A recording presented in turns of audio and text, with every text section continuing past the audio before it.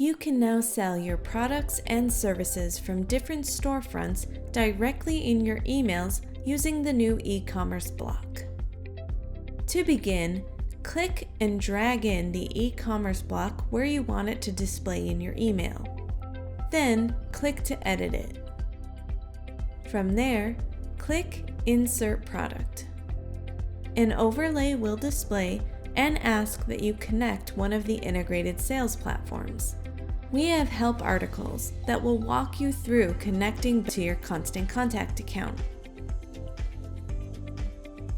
Once you have your accounts connected, you can choose which product you want to insert. Click the drop-down here to select your sales platform, and then simply select which product you want to add. Click Insert when you're done.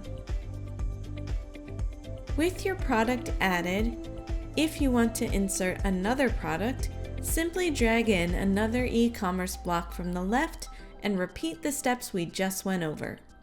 And that's how easy it is to add an e-commerce block to your email with Constant Contact.